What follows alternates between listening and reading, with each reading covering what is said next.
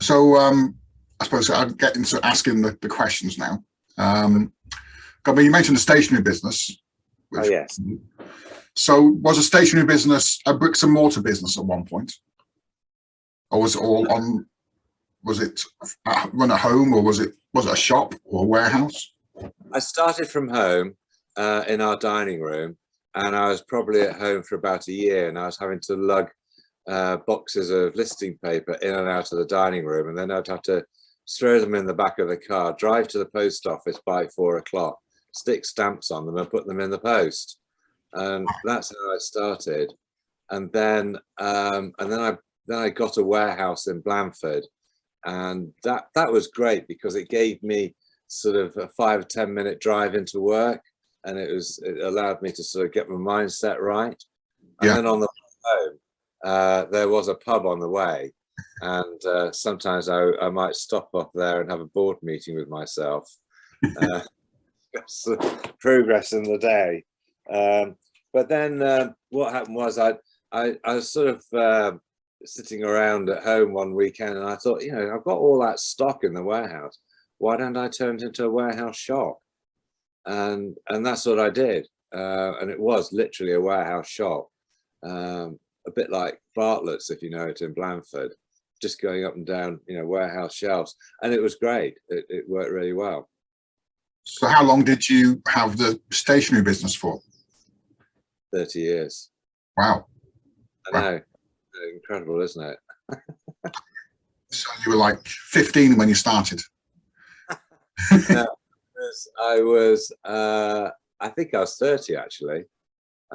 We had just had our first child. We'd just moved into a bigger house, doubled our mortgage, and I walked out of my last proper job because the guy I was working for, I didn't realize it. It was an absolute psychopath, and I vowed I'd never work for anyone else again, and I'd never ever treat staff the way he treated me and all his other staff. Stuck with it. So what was your previous job? I was working for an IBM dealer selling XTs, ATs, if you remember them. Vaguely. IBM XTs, ATs, massive heavy machines, and Pegasus software. And that's what I was selling. And it was about the same time that Alan Sugar came out with the Amstrad computer. Yeah. So there I was in this IBM sales role, you know, dark suit, white tie, white shirt and dark tie, you know, the IBM sort of suit, as it were.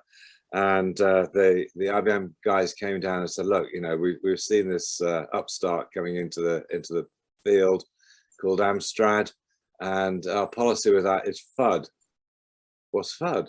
Fear, uncertainty, and doubt.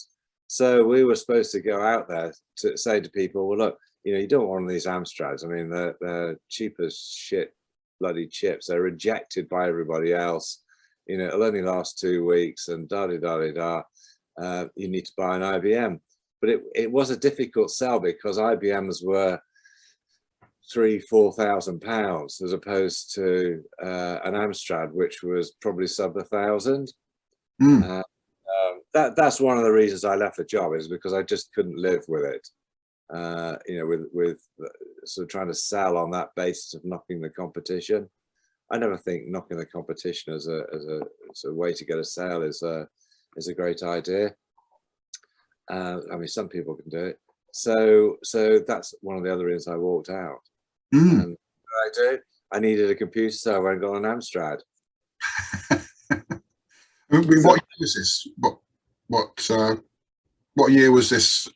Must have been about 1988, 1987, 88. Yeah. My eldest was born in 86. And so it must have been around then, 86, 87.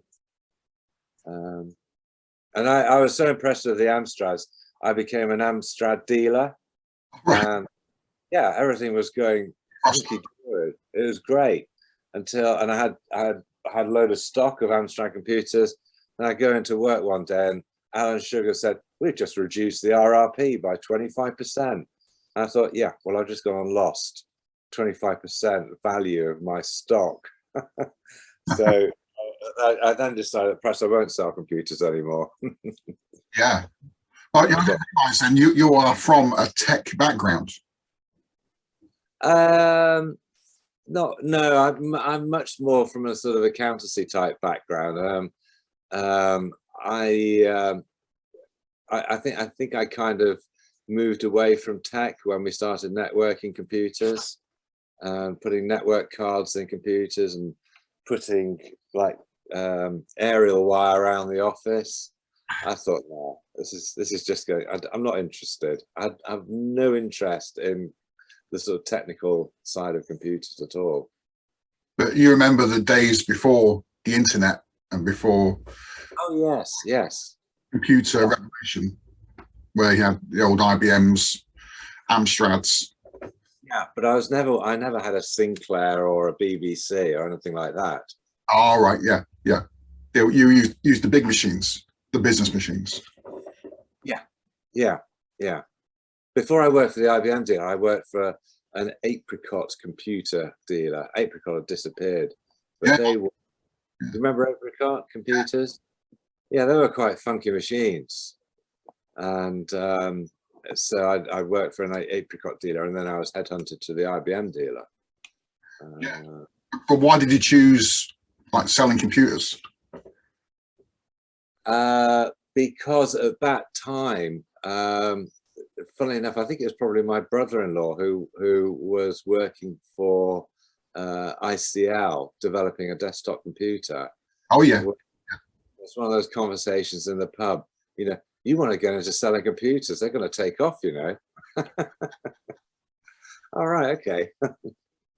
So that's kind of how I got into selling computers. Was that up in Warrington? No, that was I was living in Dorset then. Ah, okay. And I got a job with an Apricot dealer in Yeovil. I used to drive all over Somerset, Dorset. I was doing about 1,000 miles a week, I think. Wow. Yeah. Yeah. I mean, you go into a business, hardly any businesses had computers. It's still all working on paper. It's amazing. Yeah. It's hard to imagine now. Yes. What it was like. Yes. Yeah, it was pretty amazing. You mentioned ICL, but I mean, they were based in Manchester. My brother-in-law was working for them in London. Okay, so they had a London base. I think it's now Fujitsu. I think it morphed into Fujitsu. Oh yeah. And they were developing this. I think it was called the OPD, the one per desk. Everyone would have a computer on their desk. Seems crazy, but that was what they were working towards. Wow. So I suppose giving up your corporate job and then starting your own business at the time, yes, was probably a brave thing to do.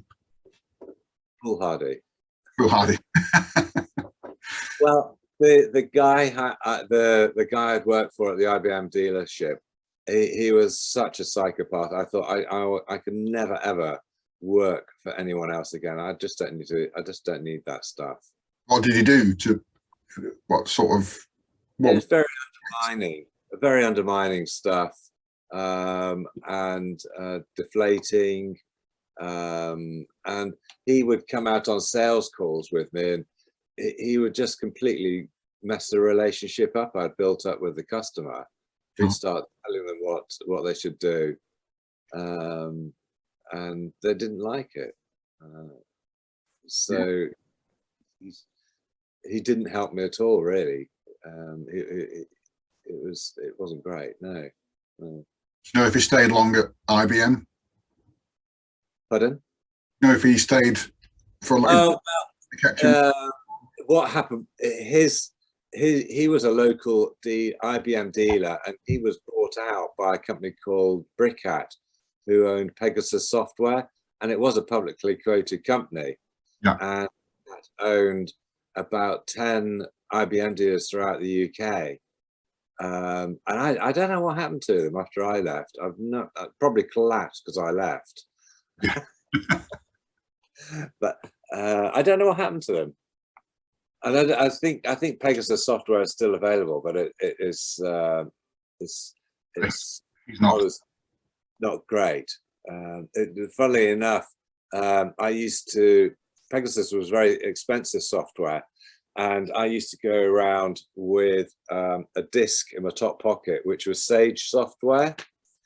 And people would say to me, well, this software is very expensive, this Pegasus. And I said, you want to see what the competition's like? And I'd show them Sage, and they'd say, yeah, okay, I understand now. Wow. But then Sage became a lot stronger over the years.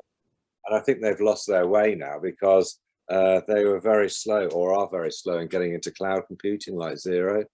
Yeah. I think a lot of people are migrating to Zero. There's probably more customers with Zero than there is Sage now. Yeah, absolutely. And when you started your stationery business, was it quite a struggle to start with? How did I start? I got a grant from the rural business development people, and I bought 1,000 names from a company, and I wrote letters to 1,000 companies. Wow. And I did get some response. I did, and then I had previously done something with mail order, and so when I was doing the computer business, when I was doing the stationery business, I was persuaded. Someone rang me up one day and said, "Do you want to put an advert in Computer Shopper?" I think the magazine was called. Yeah. And so I had a small little advert in a magazine called Computer Shopper, just selling boxes of listing paper, 3 different sizes, and that's how I started it. That I got orders through that, and then I thought, well, I'll increase the size of the advert. So I increased the size of the advert, and then I had more paper in there, and then people started saying, well, if you sell paper, I want some ribbons. Why can't I buy ribbons from you? So then I went and sourced printer ribbons, and then people wanted labels. So I sourced labels, and then they said, oh, we want discs. So I went and found some discs and started adding those to the range, and then cables and so on, until it grew into a sort of complete computer supplies business. Wow. So that's kind of how I started. And I went from one small advert in one magazine to full page adverts in about 4 or 5 magazines. Yeah. And I did some exhibitions, and then I started producing a newspaper catalogue, which I send out. My dad has sent me a newspaper catalogue from a company in America that was selling listing paper, and I thought that looks pretty good, so that's what I started doing. Excuse my ignorance, but what is listing paper? Right, okay, listing paper is the paper with all the little holes down the side that goes through a text-to-feed printer. Yeah. I don't know if anybody ever uses it now. No, I didn't realize it had a name. Yeah, well, it was well, I used to call it listing paper. And there were 2 different sizes, 11 by 9.5, 11 by 14.5. And it would go through dot matrix printers. Yeah. You probably never used a dot matrix printer, but it was tractor fed. In fact, my slogan was keeping the tractor feeds of industry turning. That's what my slogan was for my magazine that I sent out. Wow. And was this the days before the internet? Oh gosh, yes. So I started in the late 80s, and it wasn't until about 2000 that the internet started. And I remember at the time I got someone in from the rural one of the, someone like Dorman, you know, the business advisors came in to see me, and he was asking me what marketing I was doing, and I told him, and I said, I'm setting up this website, and you know, this is what we're going to do. And he said, do you know, I don't think I'd bother with a website. It's, you know, it's just a fad. It'll be over soon. I think you might be slightly wrong there. So you really are an well, you've experienced old school marketing, direct mail, I suppose, direct mail marketing. Oh, I love direct mail marketing. Yeah, Yeah. yeah. I was sending catalogs out. When I was doing started the business, it was advertising in magazines, and it was doing catalogs. That was it. That was kind of the only marketing you could do, well, apart from cold calling. Yeah. Or exhibitions. I used to do a lot of exhibitions, and that was about it. But now there's so many different avenues. I remember when we started doing, when fax machines came in, and you know, I saw that as another marketing avenue. And I had a friend who's a computer programmer, and we set it up so that the computer system would take people's fax numbers and fax them a price list. And we had to leave this machine chundering away for like 24 hours, just dialing up. You know, it would dial up the numbers and then send a fax. But I think fax marketing was very short-lived. Yes, yes. But I do remember the days when you used to receive adverts via fax. Yeah. It was a very early form of email marketing. Yes. Yeah. Yeah. So I'm just curious about the 1,000. You wrote 1,000 letters. Yeah. Yeah. That you purchased from a list broker, or was it like a random list? I think I did get them from a list broker, and I probably asked them for, you know, businesses over a certain size in Dorset, and then I got a letter printed and stuck stamps on them. Yeah. And, post. And what was the response? Oh, blimey, that's like 40 years ago. I don't think it was great. I think that's when I realized I need to hone my copywriting down. Right. So yeah, and the other way I funded the business was that just before I left the IBM dealer, I was talking to a potential client, and as soon as I left, I went back to see them, and I sold them a couple of Amstrad computers. Yeah. So that helped me get off the ground as well. Yes, using your power base, like your people you know already.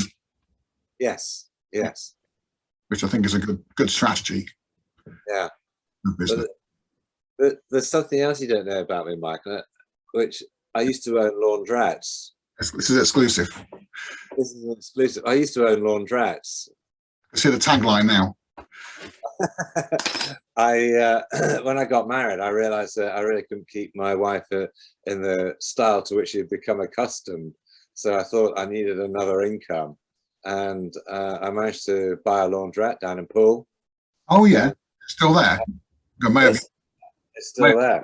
May have used it. Yeah, so I bought one laundrette, and I bought another one, and I had the one in Poole for about, I think it was 15 or 20 years, something like that. Wow. That seems to me like a very great, very good business model. A laundrette, as in a coin-operated laundrette. It runs itself to a certain extent.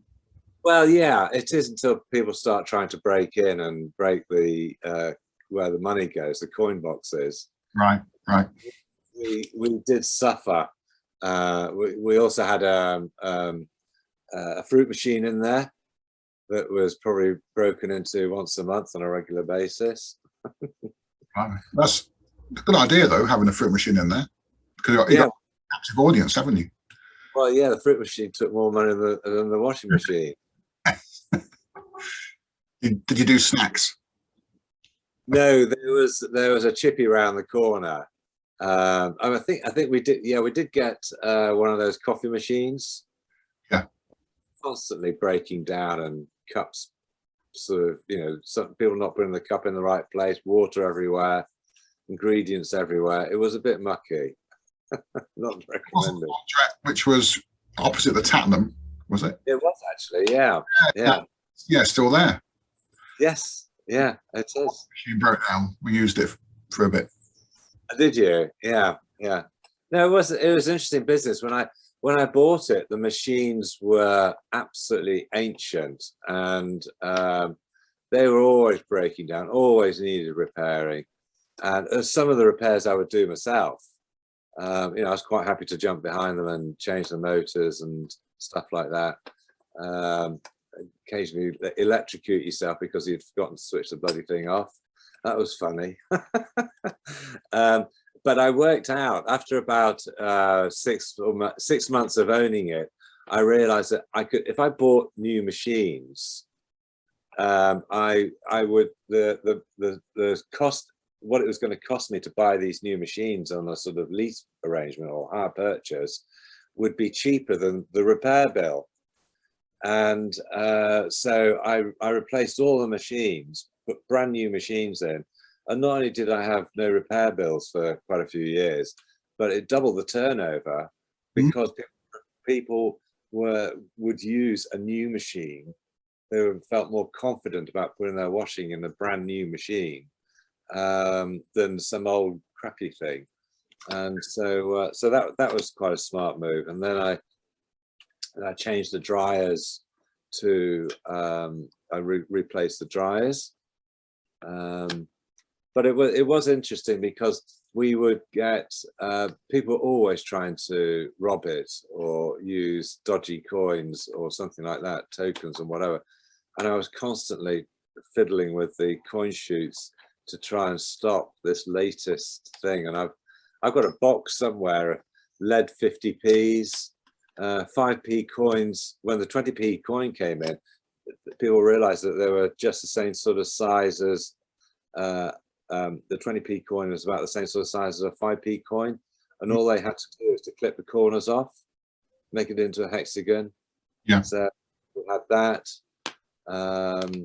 It was in the coin chutes. We would have like put magnets, so that if it stuck to the magnet, it wouldn't go down the chute. That is amazing. Yeah. I guess you're dealing with people. I mean, because I've been in laundrettes, not all of them, obviously, but you get undesirables in there. Yes. Which must, but it certainly sounds like a good idea to, you say you basically leased. Yeah, that's right. Yeah. Did all this experience with the laundrette and the stationery business feed into your SME assistance business? Like all the things you've learned from there? From running those? Yes, certainly. Yeah. With the stationery business, the biggest learning I got from that was in the first couple of years, I never did any P&L on the business. I never did any accounts, because my business was almost doubling every month. I never had a cash flow issue. And it wasn't until, the business started to level a little bit that all of the suppliers caught up with me, the invoices, and I realized I hadn't been making an awful lot of money for 2 years. So I had to come up with some accounts and start keeping my eye on that. And I think that was my biggest lesson, and which is something that I always try and get across to people in their own businesses. We all get so focused on sales that we forget about sort of doing the P&L and making sure we're making a profit. Yeah, so you've been at the sharp end of of business. Oh yeah, I stood on the edge of a cliff when I realised what a mess I'd made of it.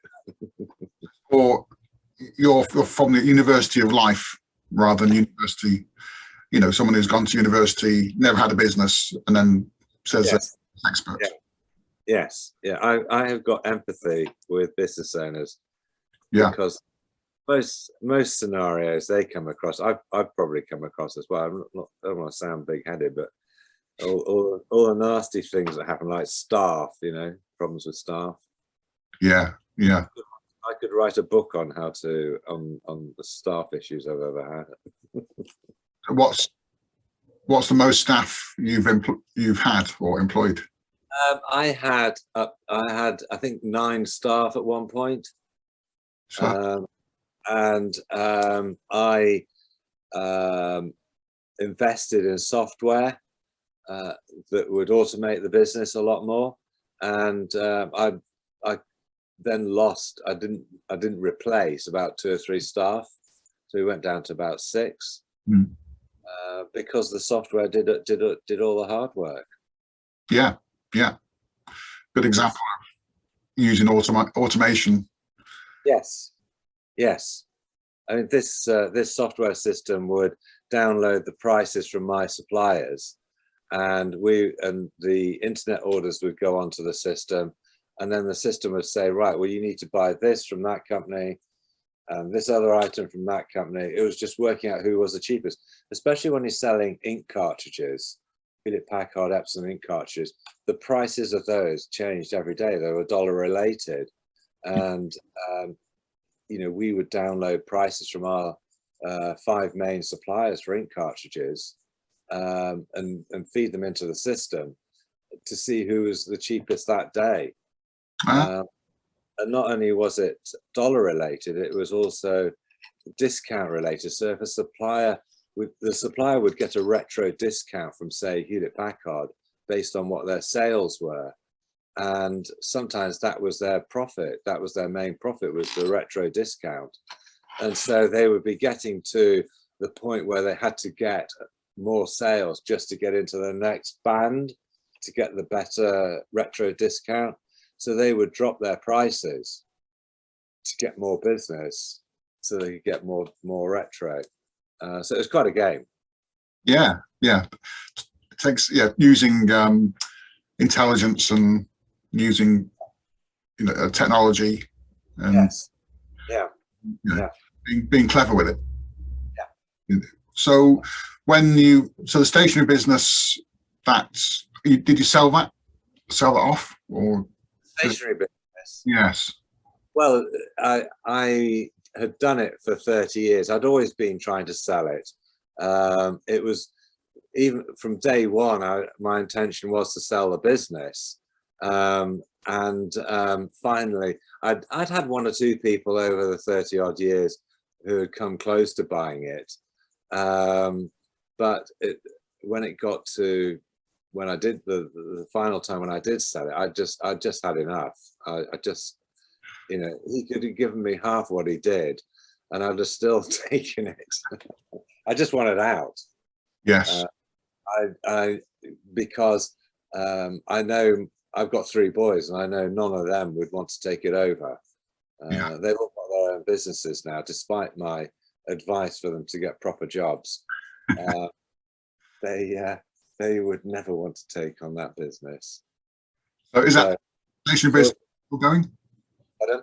Is that stationery business still going? I think so. No, I don't even think the web address is. I don't think they've even retained the web address.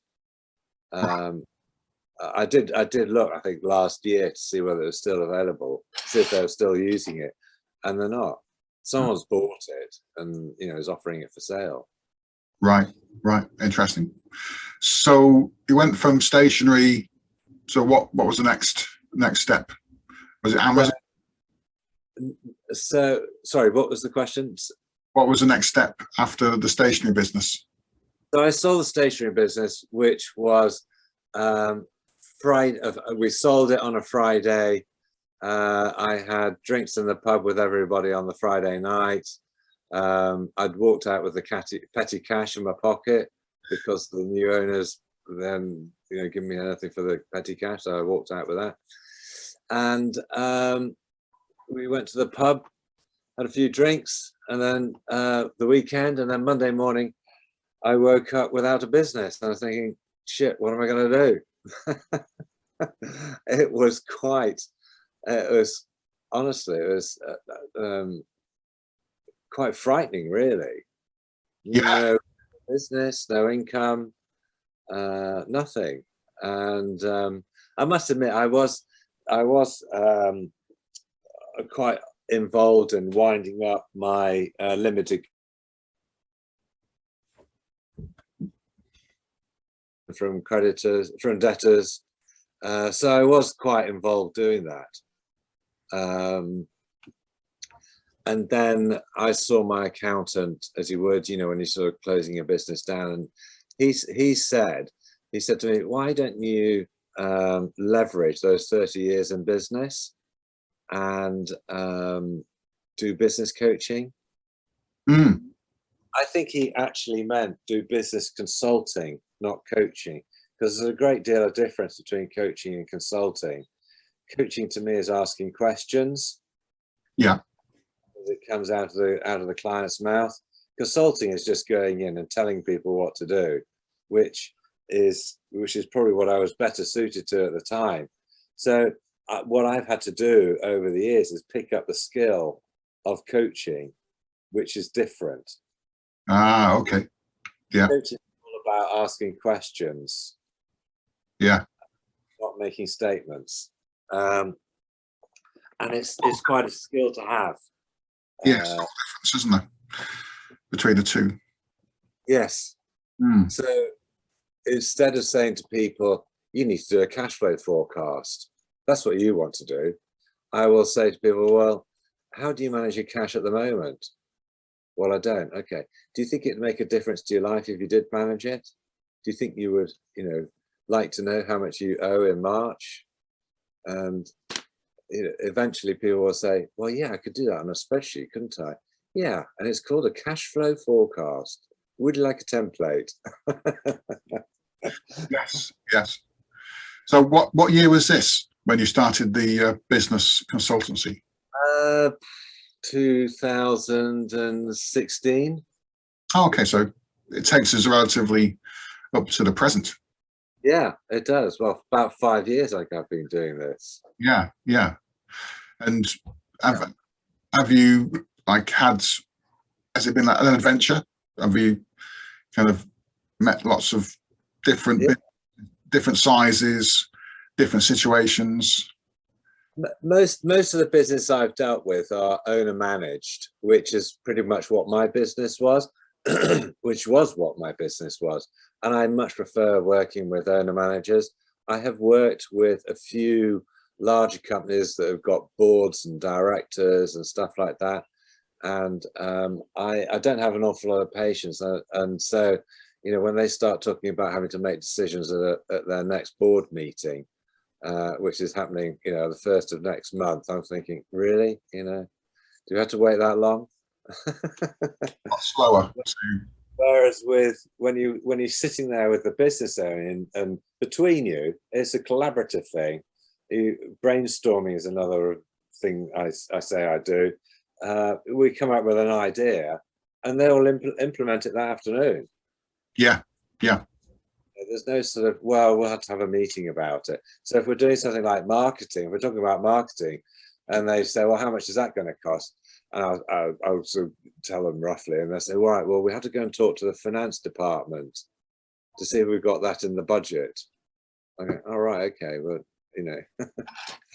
so that's why I prefer dealing with the smaller businesses. And the sort of stuff I do can have much more of a bigger effect. With large businesses, it's much more smaller, incremental type stuff. But sometimes with smaller businesses, some of the things I've done with them have been quite game changing, which is satisfying. Yeah.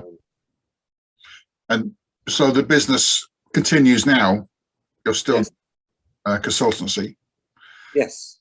But also, you've started this new business, My Flyer Inserts. It sounds like, Um, which is getting a lot of interest at the moment from people. yes. Well, it's something I used to do in my stationery business. I used to do parcel inserts. I did parcel inserts in outgoing Screwfix parcels, and that worked really well. I had a friend that had a CD business, and he was going to do 100,000 mailing to his customers. He was quite a big business, and he had some spare weight in his mailing. And he said, Simon, if you can get here with an insert weighing less than 5 grams, you can put it in for nothing, because he had already paid for the postage. It was, it's the banded postage. And so I thought, great, what I'm going to do is I'm really going to go for that. And I thought, what I'm going to offer people is a free sample pack of office stationery. All they've got to do is to fill the card in I'm going to put in there. I will pay for the postage to come back to me, and then I will send them a sample pack of office stationery. And what I was, I phoned up all the different suppliers like Helix, 3M, Cambridge notebooks, and I got all these free samples from them. And they said to me, so you're mailing out 100,000 cards, how many do you think you're going to get? And I said, well, 1%'s good. If I get 1,000, it'd be good. If maybe I might get 2,000 response, 2%. And they said, great, okay, well, we'll send you enough stuff for 2,000 packs. So these cards went out, and in the end, I shipped about 8,000 sample stationery packs, and I had to keep buying more and more stock to put in it. It cost me a fortune, and even my mum had to come into work to start filling these envelopes. And she was probably about 70 at the time, which it was just went crazy. But the net result was it increased my turnover by 20%. That increase lasted for quite a few years.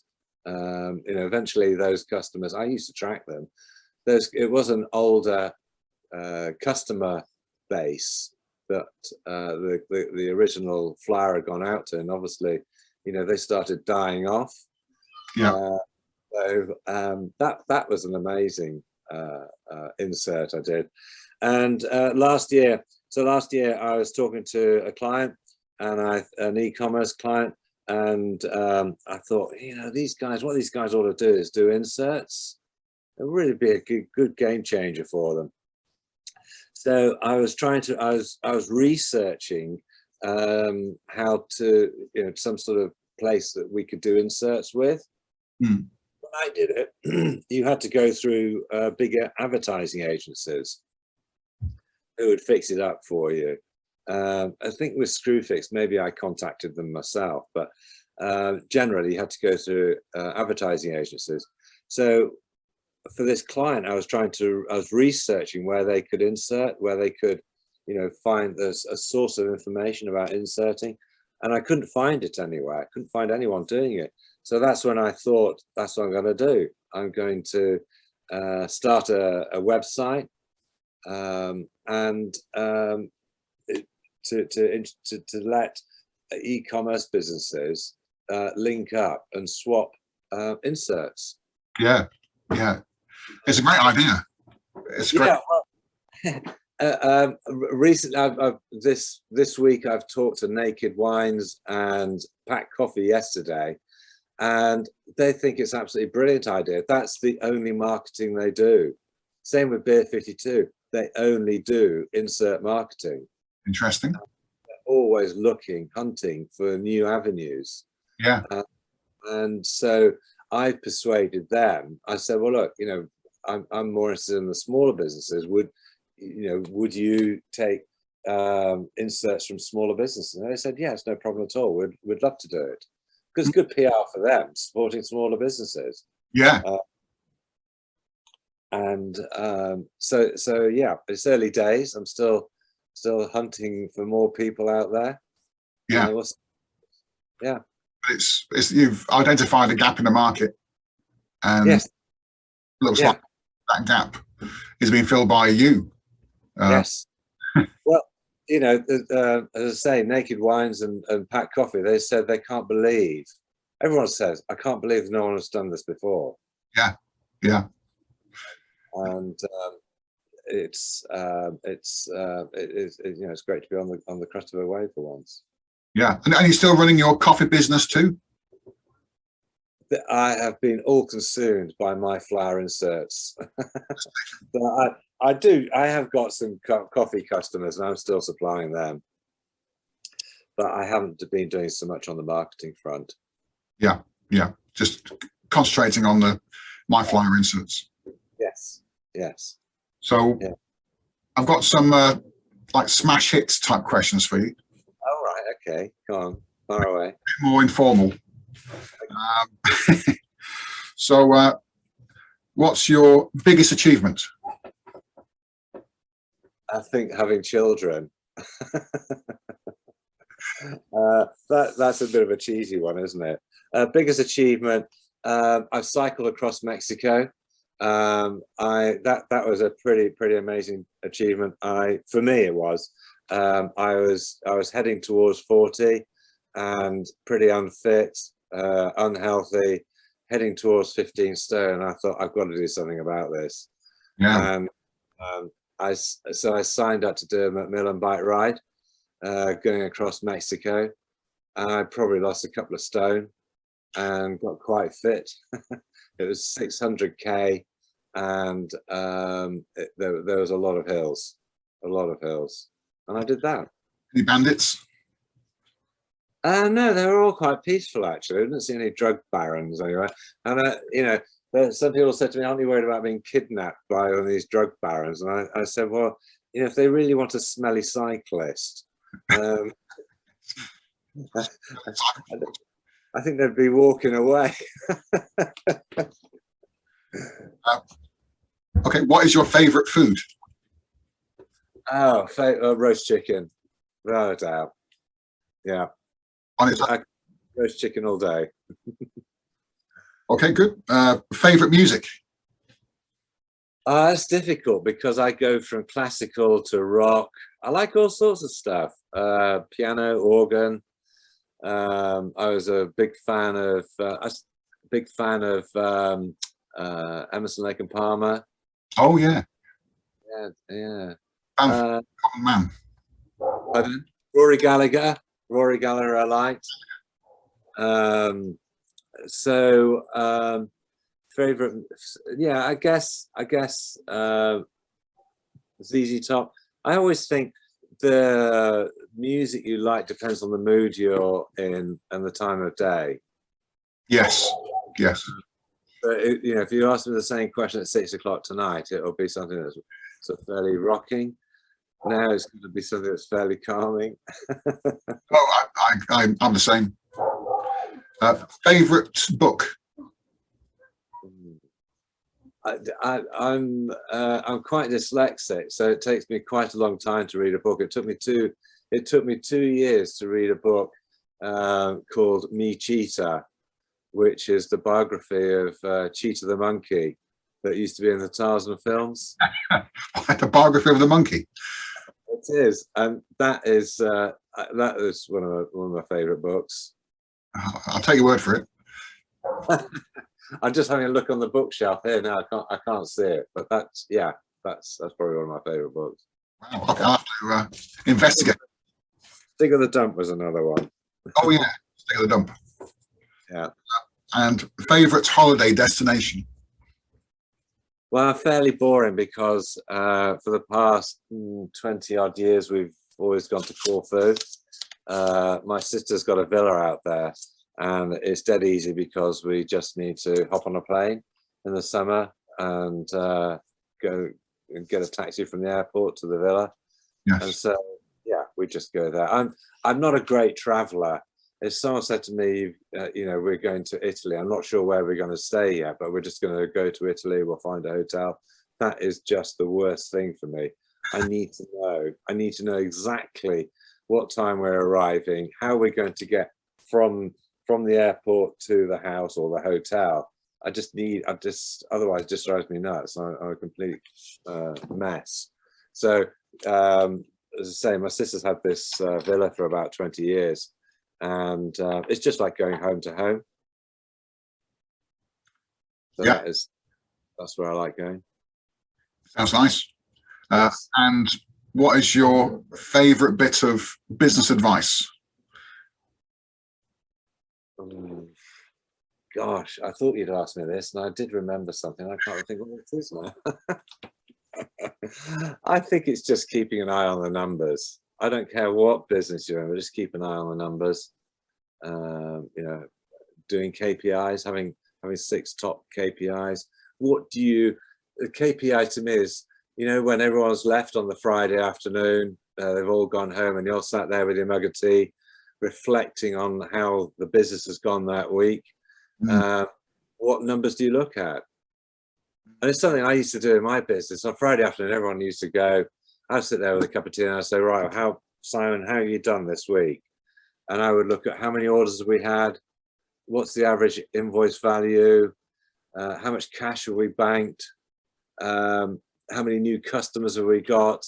You know, these are sort of metrics that I would keep an eye on. And, you know, if I saw them dipping, I'd be thinking, well, wait a minute, what have I got to do to get those numbers back up again? You know, is that a trend? Is the average order value going down? Yeah. What can I do to get it up? One year, my New Year's resolution was just to make another 50p on every order that went out of the warehouse. And if I'd achieved that, then, I mean, it was just telephone numbers, because we ship about 2,000 or 3,000 orders a month. So you can imagine, 50p adds up. It's not a lot. Yeah, it's true. Just a small increase. Yes, that's right. That's right. So yeah, that's my advice, is just keep an eye on the numbers. Yeah. And if someone wants to contact you, what is the best way of someone getting hold of you? Is email, or best is phone number 0759 067 3704. WhatsApp me, email me, or text me, or phone me. Okay, I'll leave those notes in leave that in the show notes. Right. Recorded, done the recording. Yeah. You've been a great guest, Simon. Well, I appreciate the time. I hope you've enjoyed it. I've enjoyed it, and I think you're Parkinson. That's it. You're a bit like Parkinson. And no, it's because you're very easy to talk to, and you make it very easy. Oh, thank you. You know, it's a skill. It's a skill, and I think you've got it. Yeah. Oh, I appreciate that. I appreciate it. Winkle out all my dirty secrets. You haven't quite.